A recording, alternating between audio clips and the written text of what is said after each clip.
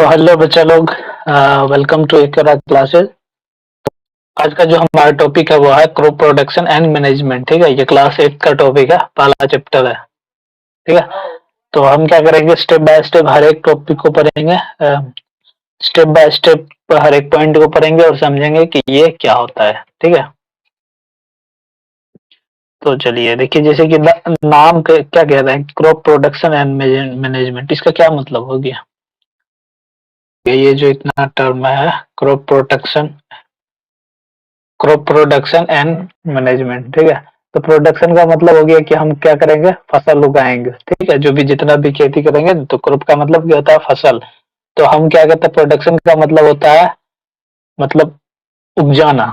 ठीक है, यहाँ पे क्या होगा, उपजाना, मतलब कि ये जो क्रॉप होगा उसे हम ग्रो करेंगे। कहाँ पे ग्रो करेंगे, फील्ड में ग्रो करेंगे। और जो क्रॉप ग्रो होगा, ठीक है, उसका मैनेजमेंट भी करना है, उसे जो उससे क्रॉप से अनाज मिलेगा वो कैसे ठीक ठाक रहे, ये भी देखना है। और कौन कौन सा क्रॉप हमें उगाना है, किस सीजन में उगाना है, ये सारे चीज, और जो क्रॉप से जितने भी चीजें होगा रिलेटेड, वो सब कुछ पढ़ेंगे इस चैप्टर। ठीक है, तो वीडियो के अंत तक आप देखना, वीडियो के अंत तक आप देखना। ठीक है, और जरूर इसे सब्सक्राइब करिए, अगर नए हैं चैनल पे तो सब्सक्राइब करिए और शेयर जरूर करिए। ठीक है, तो देखिए हमारा पहला जो पॉइंट है वो क्या है, all living organism need food for their growth and survival. ठीक है, अगर आप इंसान है, ठीक है, इंसान छोड़िए, जितना भी ऑर्गेनिज्म है, आप चाहे माइक्रो ऑर्गेनिज्म ले लीजिए, बैक्टीरिया, वायरस, जितना भी चीज है, ठीक है, या फिर ह्यूमन बीइंग ले लीजिए, एनिमल ले लीजिए, प्लांट ले लीजिए, हर किसी को अगर जिंदा रहना है इस धरती पे तो उसको क्या करना पड़ेगा, फूड चाहिए। ठीक है,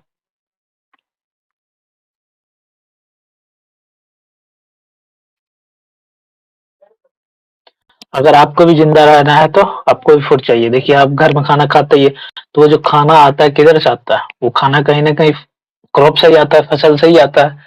तो उसी के बारे में हम आज पढ़ेंगे। ठीक है, अब देखिए, अगर हम बात करें प्लांट के बारे में, तो प्लांट किससे फूड बनाता है, फोटोसिंथेसिस से। ठीक है,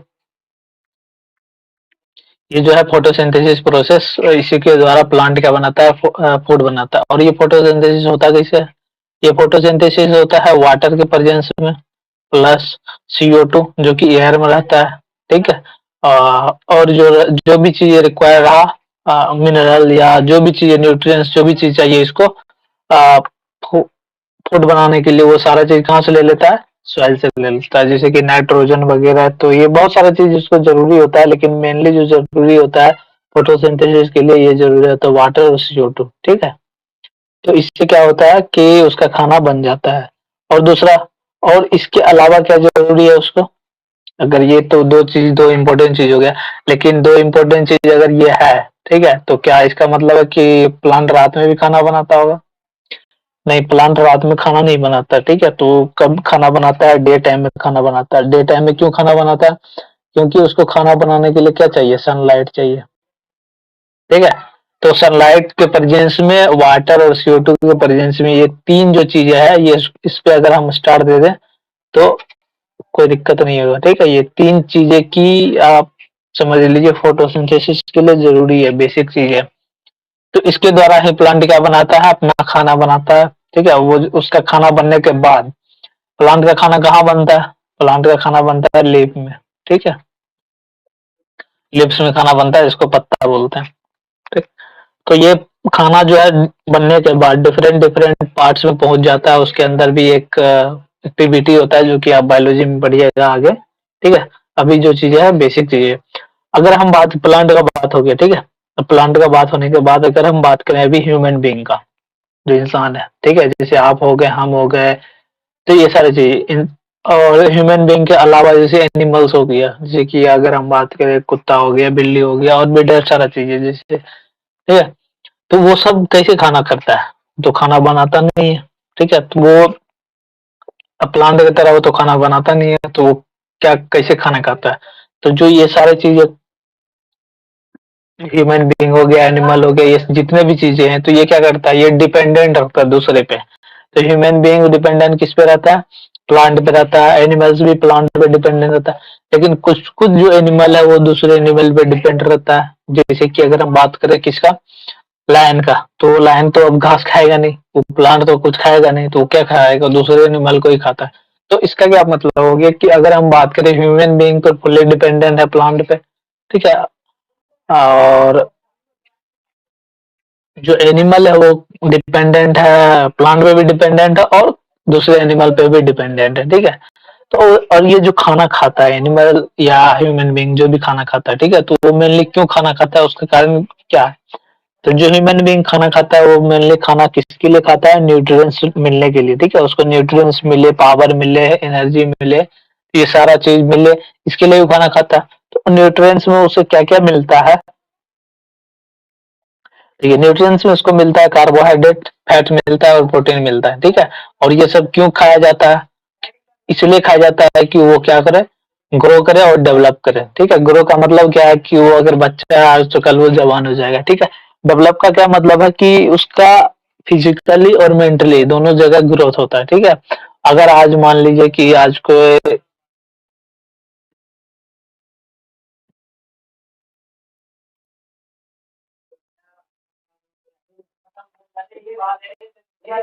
देखिए, डेवलपमेंट का आप दूसरी चीज़ में से दूसरे सेंस में इसको समझ सकते हैं, जैसे कि अगर हम बात करें कि देखिए, इंसान काम करता है, ठीक है? और काम क्यों करता है? काम इसी के लिए नहीं करता कि वो आगे कुछ ना कुछ जो उसमें हो डेवलपमेंट हो, ठीक है? आज कोई गरीब है, खूब काम किया, मेहनत किया, कल को वो अमीर बन जाता है, ठीक है? तो ये जो काम करने का जो एनर्जी मिलता है, उसको कहाँ से मिलता है?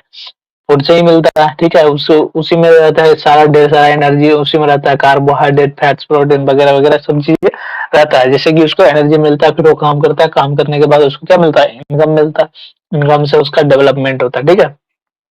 तो इसको हम समझ सकते हैं, ग्रोथ को समझ सकते हैं फिजिकली, ठीक है? और डेवलपमेंट को हम क्या समझ सकते हैं? इकोनॉमिकली समझ सकते हैं, ठीक है? तो ये आप समझ सकते हैं डिपेंड करता है डेवलपमेंट को आप फिजिकली डेवलपमेंट बोलते हैं। फिजिकल डेवलपमेंट का मतलब हो कि ग्रोथ। तो अगर हम डेवलपमेंट की बात करें तो इकोनॉमिकली डेवलपमेंट यहाँ पे ज़्यादा सूट करेगा, ठीक है? और दूसरा क्या है? Human beings obtain food from plant as well as animal. जो ह्यूमन बीइंग है प्लांट जनरली देखिए ये प्लांट पे ज़्यादा डिपेंड रहता है, ठीक है? एनिमल पे कम डिपेंड रहता है। एनिमल में भी अगर ह्यूमन बीइंग डिपेंड रहता है तो किस पे रहता है? गोट पे हो गया और चिकन हो गया जैसे, ठीक है? चिकन वगैरह और क्या बोलते हैं फिश, ठीक है? ये सब जितना भी चीज़ें होता है क्या कहाँ से आता है? एनिमल से आता है, ठीक है? और क्या चीज़ें हैं जो एनिमल से आता है? मिल्क, ठीक है? और तो कुछ नहीं आता। तो ये सारा चीज़ मिल्क वगैरह ये सब कुछ कहाँ से आता है हमको? ये सारा चीज़ एनिमल से आता है। लेकिन एनिमल पे हम उतना ज़्यादा डिपेंड नहीं रहते हैं जितना ज़्यादा प्लांट पे रहते हैं, ठीक है? लेकिन हम रहते हैं डिपेंडेंट एलिमेंट एनिमल पे। ऐसा नहीं है कि हम नहीं रहते डिपेंडेंट। एनिमल पे डिपेंडेंट रहते हैं और दूसरी बात जो है प्लांट पे भी डिपेंडेंट रहते हैं, ठीक है? तो दोनों हमारे लिए ज़रूरी है, लेकिन जो सबसे ज़्यादा ज़रूरी है वो प्लांट, ठीक है? देखिए हम प्लांट इसलिए बोल रहे हैं क्योंकि बहुत सारे ऐसे इंसान हैं जो ये सब चीज़ें नहीं खाते हैं। गोट हो गया, चिकन हो गया, फिश ये सब चीज़ें नहीं खाते हैं, ठीक है? तो उसको हम नहीं बोल सकते हैं कि वो फुल्ली डिपेंडेंट है एनिमल पे। तो वो ज़्यादातर जो डिपेंडेंट है किस पे डिपेंडेंट रहता है? प्लांट पे इसीलिए, ठीक है? तो लेकिन ऐसा नहीं है कि एनिमल पे नहीं डिपेंड रहते हैं, एनिमल और प्लांट दोनों पे हम डिपेंड रहते हैं। उसी तरह और भी दूसरे एनिमल्स है वो भी दोनों चीज़ों पे डिपेंड रहते हैं, ठीक है? Many types of plants are grown on large scale for food like wheat, rice, etc. and the type of plant is called food grains. ठीक है? देखिए कुछ कुछ चीजें जो कि आप देखे होंगे कि पेड़ पौधा जो लगाया जाता है वो कम स्केल के लिए लगाया जाता है। कम स्केल का मतलब क्या हो गया कि अगर हम बात करें तो एक या दो प्लांट लगाया जाता है, ठीक है? ठीक है? क्या एक या दो प्लांट लगाया जाएगा? तो ये लार्ज स्केल नहीं होता, ये स्मॉल स्केल हुआ, ठीक है? ये स्मॉल स्केल जब हम लार्ज स्केल में किसी भी प्लांट को ग्रो करते हैं तो उसको बोलते हैं क्या? क्रॉप बोलते हैं, ठीक है? और ये जो जितना सारा चीज होता है जो हम ग्रो करते हैं लार्ज स्केल पे तो वो सब क्यों ग्रो करते हैं लार्ज स्केल पे? तो उसका हमारा मेन कारण क्या होता है? हमारा मेन कारण होता है फूड, ठीक है? जैसे कि अगर हम बात करें गेहूँ या राइस ये सब चीज़ हम ग्रो करते हैं ना खेत में, तो ये सब बहुत लार्ज अमाउंट में ग्रो किया जाता है। आप सुने होंगे कि किसी के पास 1 बीघा खेत है, 2 बीघा तो वो जितना भी जिसके पास रहता है फील्ड, तो क्या करता है उस पूरे में या तो गेहूँ लगा दिया या चावल लगा दिया, जो भी चाहिए, ठीक है? तो ये सब चीज़ लगा दिया, तो उसके बाद जो उसको क्या करता है, काटने के बाद उसको फूड में यूज़ करता है। तो वो जो प्लांट हम ग्रो करते हैं ना, उसी प्लांट को क्या बोलते हैं? फूड ग्रेन्स बोलते हैं। ठीक? फूड ग्रेन समझ में आ गया आपको? तो आई होप कि यहाँ तक आपको समझने में कोई दिक्कत नहीं होगा, ठीक है? अगर हम बात करते फिर हमारा जो नेक्स्ट टॉपिक है वो है क्या? क्रॉप्स। क्रॉप्स किसको बोलते हैं उसके बारे में देखते हैं।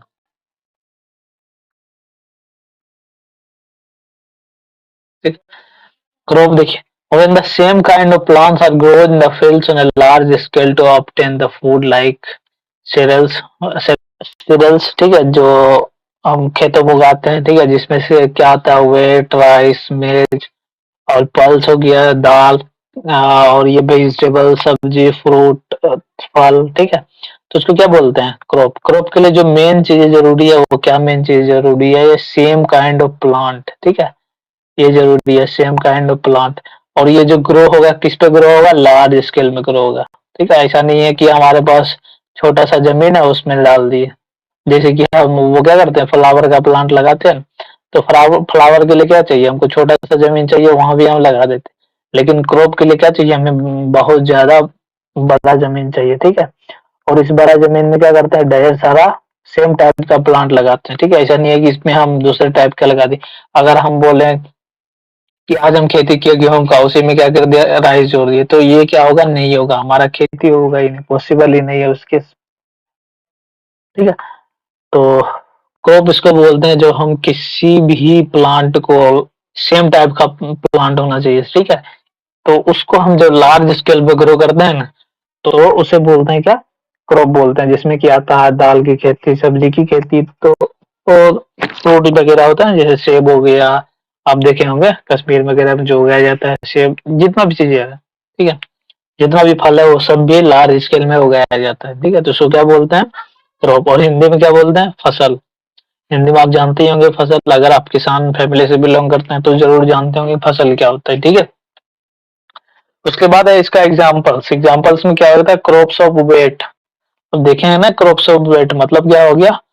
जिसको धान बोलते हैं, ठीक है? Means all the plants grows in the fields are that of the wheat. Crops of wheat का क्या मतलब हो गया कि जितना भी प्लांट होगा उस खेत में, वो सबका सब किसका होगा? वेट का होगा, ठीक है, गेहूं का होगा, ठीक? और दूसरा क्या एग्जाम्पल है? क्रॉप्स आर, सॉरी, दूसरा पॉइंट है ये, ठीक है, are grown in the soil in the field by the farmer. जो क्रॉप्स ग्रो किया जाता है वो किससे ग्रो किया जाता है? फील्ड में ग्रो किया जाता है। और कौन ग्रो करता है इसको? फार्मर, ठीक है, जिसको हिंदी में क्या बोलते हैं? किसान।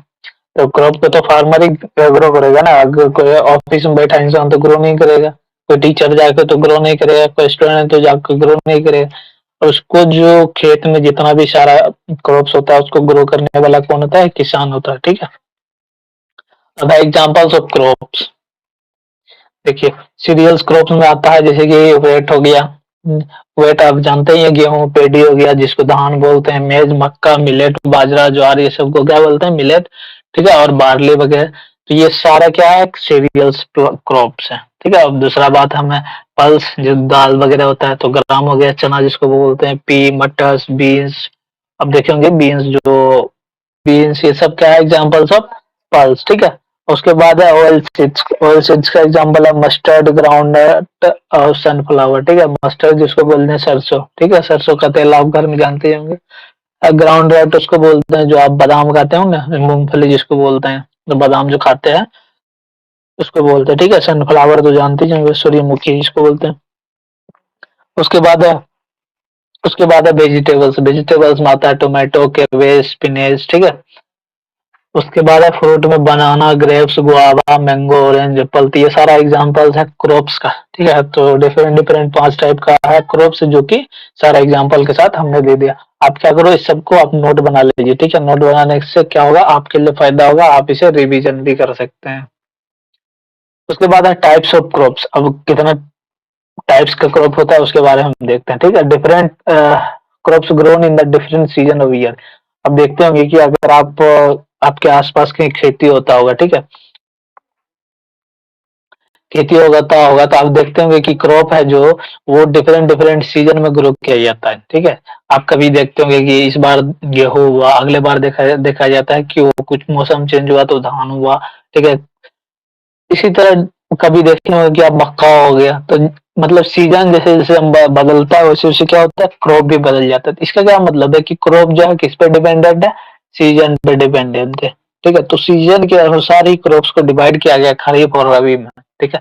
Crops grow in the rainy season will not grow in the summer season. जो क्रॉप बरसात के ऋतु में ग्रो होता है ना, उसको आप समर में नहीं ग्रो कर सकते, ठीक है। अब बरसात के ऋतु में जो ग्रो होता है क्रॉप, उसको इसका क्या मतलब है कि उसको क्या चाहिए, पानी ज्यादा चाहिए।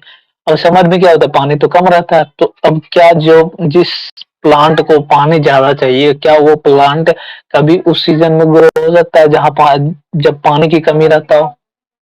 ऑब्वियसली नहीं होगा ना ग्रो, ठीक है। तो उसी तरह है, रेनी सीजन में जो ग्रो होता है वो समर सीजन में नहीं होगा, जो समर सीजन में ग्रो होता है वो रेनी सीजन में नहीं होगा, ठीक है। तो हर एक क्रॉप्स का अपना अपना फीचर है, हर वो क्या करता है, सीजन पे डिपेंड करता है, ठीक है। तो अब सीजन के अनुसार जो डिवाइड किया गया है क्रॉप्स को, वो पहला गया है खरीफ क्रॉप्स। तो ये खरीफ क्रॉप्स का कुछ कुछ पॉइंट्स है जो कि आप याद रखना, ठीक है। हम आपको हर एक पॉइंट को समझाते हुए आगे बढ़ते हैं, ठीक। The crops found in the rainy season are called kharif season. जो भी जो क्रॉप्स है, ठीक है, जो रेनी सीजन में बोया जाता है ना, तो उसको क्या बोलते हैं, खरीफ क्रॉप्स। खरीफ क्रॉप्स हमेशा रेनी सीजन के जस्ट स्टार्ट होने से पहले उसको बो देते हैं, जिससे कि उसको सफिशिएंट अमाउंट ऑफ वाटर मिल जाए। बाद में रेन स्टार्ट होगा तो उसको क्या मिलेगा, सफिशिएंट वाटर मिल जाएगा, सफिशिएंट अमाउंट ऑफ वाटर मिल जाएगा, जिससे कि अच्छा खासा ग्रोथ होगा। वरना क्या होगा, फसल बर्बाद हो जाएगा अगर उसको सफिशिएंट अमाउंट ऑफ वाटर नहीं मिलेगा तो, ठीक। और दूसरा पॉइंट क्या है, growth in the month of June to September. यही मंथ होता है ना जब हमें बरसात को मिलता है, ठीक है। तो मार्च के बाद खत्म होता है अप्रैल, अप्रैल के बाद शुरू होता है ना, बरसात शुरू हो जाता है, ठीक है। बसंत ऋतु खत्म हुआ उसके बाद क्या आता है, रेनी सीजन आता है, वर्षा ऋतु। तो उसी टाइम हम इसको क्या करते हैं, इस क्रॉप को जनरली बोते हैं, और सितंबर तक क्या करते हैं, उसको सितंबर तक इसको काट कूट कर खत्म कर देते हैं, क्योंकि उस टाइम बरसात खत्म होने वाला होता है। अब ये जो बोया किस में जाता है, जून और जुलाई में इसको बो देते हैं, ठीक है, सोइंग इन द जून और July. And the beginning of the south west monsoon. ये जो साउथ वेस्ट मानसून होता है, तो इसी टाइम क्या होता है, हमारा बरसात शुरू होता है। तो उस टाइम क्या करते हैं, हम शुरू होने से जस्ट पहले, हम थोड़ा सा पहले हम क्या करते हैं, अनाज को बो देते हैं, ठीक है। उसके बाद है harvested at the end of the monsoon season during September या अक्टूबर में क्या होता है, तब तक हमारा अच्छा खासा फसल उग जाता है। फसल उगने के बाद हम उसको क्या करते हैं, काट लेते हैं, ठीक है। अब जो जो ग्रो होता है रेनी सीजन में, उसका एग्जाम्पल्स में क्या है, पेडी। पेडी का क्या मतलब है, जो राइस वगैरह होता है ना, धान जिसको बोलते हैं, मेज हो गया, मिलेट हो गया, सोयाबीन, ग्राउंड कॉटन, तो ये सारा चीजें क्या होता है, किसमें उगाया जाता है, रेनी सीजन में उगाया जाता है, ठीक है। It is also called summer crops. इसको मतलब बोला जाता है समर क्रॉप, क्यों, क्योंकि ये समर क्रॉप में उगता ही नहीं है, इसीलिए बोलते हैं इसको समर क्रॉप्स, ठीक है। पेडी इज राइस क्रॉप। पेडी तो बता ही दिए कि पेडी क्या होता है, धान होता है। तो धान से जो हमको क्या मिलता है, धान से तो राइस ही मिलता है, चावल मिलता है ना धान से, तो इसीलिए पेडी को क्या बोलते हैं, राइस क्रॉप्स बोलते हैं। Paddy requires lots of water so it is grown in the rainy season. जो पेडी होता है ना, उसको बहुत ज्यादा पानी चाहिए, तो पानी उसको बहुत ज्यादा चाहिए, तो पानी अगर बहुत ज्यादा चाहिए तो कहाँ से मिलेगा हमको पानी ज्यादा, तो ऑब्वियसली हमको रेनी सीजन में ज्यादा पानी मिलेगा, ठीक है। समर सीजन में तो उतना रहेगा नहीं पानी, ठीक है। अब किसी के दिमाग में ये भी हो सकता है कि नहीं सर, हम वो नदी से पानी डाल दें, या फिर एक्स्ट्रा अपना एक्सटर्नल पानी डाल दें कहीं से, तो ये अलग चीजें हो गया। लेकिन आप नदी से पानी डालिएगा, कहीं से भी डालिए, ठीक है, तो उसका जो ग्रोथ होगा वो कम होगा, जो क्वालिटी वाला अनाज हमें मिलेगा ना वो कम अच्छा मिलेगा एज कम्पेयर टू जो हम रेनी सीजन में करते हैं। रेनी सीजन में क्या रहता है कि हमेशा उसको पानी मिलता रहता है टाइम टू टाइम, क्योंकि आप रेनी सीजन में क्या देखते हैं, आज जो बारिश पे कल हो नहीं हुआ तो फिर परसों होगा ही होगा। रेनी सीजन में कंटिन्यूसली बारिश होते रहता है। वही अगर हम एक्सटर्नल पानी डालें उसमें, जैसे नदी से डालें, तो उसमें क्या होगा, हमारा पैसा भी खर्चा होगा, ठीक है, प्लस उसको सफिशिएंट अमाउंट ऑफ वाटर भी नहीं मिल पाएगा जितना उसको चाहिए। और दूसरी बात क्या, हम उसको एक दिन बाद एक दिन पानी भी नहीं डाल सकते हैं, इतना पैसा तो होता नहीं है। तो इसीलिए क्या होता है कि ये चीजें किस में ग्रो होता है, रेनी सीजन में ग्रो अच्छा होता है, ठीक है। तो इसमें कंफ्यूजन नहीं होना है। अब दूसरा क्या है, दूसरा टाइप से रबी क्रॉप्स, ठीक है। रबी क्रॉप्स कब ग्रोथ होता है, अक्टूबर टू मार्च, ठीक है। अक्टूबर में शुरू होता है और मार्च में उसको काट लेते हैं। जब ये खरीफ खत्म होता है तब जाकर रबी शुरू होता है, ठीक है।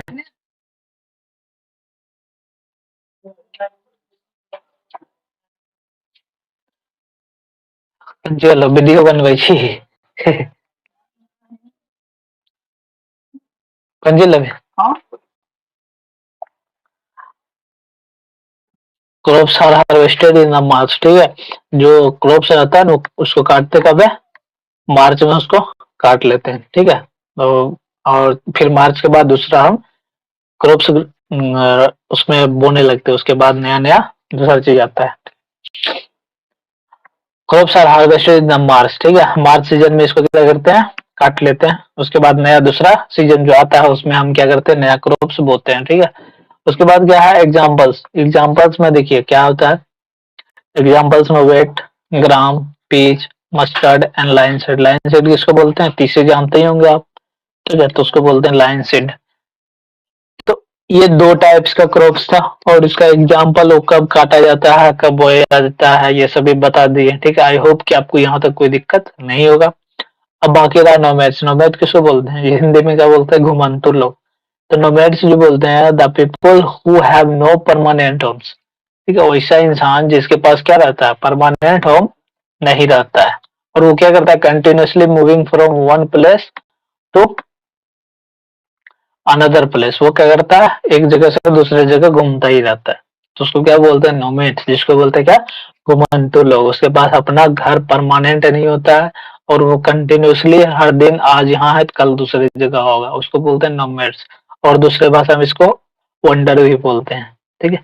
अब है क्या, एग्रीकल्चर। एग्रीकल्चर किसको बोलते हैं, द ग्रोइंग ऑफ प्लांट्स और या crops in the field for obtaining food is called agriculture. Agriculture किसको बोलते हैं, जब हम प्लांट ग्रो करते हैं, ठीक है। प्लांट मतलब क्रॉप से कहाँ ग्रो करते हैं, फील्ड में। और क्यों ग्रो करते हैं, फूड के लिए। तो उस चीज को, उस प्रोसेस को क्या बोलते हैं, एग्रीकल्चर, ठीक है। जब हम कोई भी प्लांट को फील्ड में ग्रो करते हैं फूड के लिए, ठीक है, जिससे कि हमें फूड मिले, तो उस प्रोसेस को क्या बोलते हैं, एग्रीकल्चर, ठीक है। तो आज के लिए इतना ही। हमारा जो नेक्स्ट टॉपिक होगा ये होगा basic practice of crop production, ठीक है। तो अगर आप चैनल पर नए हैं तो चैनल को जरूर सब्सक्राइब करिए और हाँ, इस पूरा जितना हम पढ़ा है सबका नोट बनाते रहिए।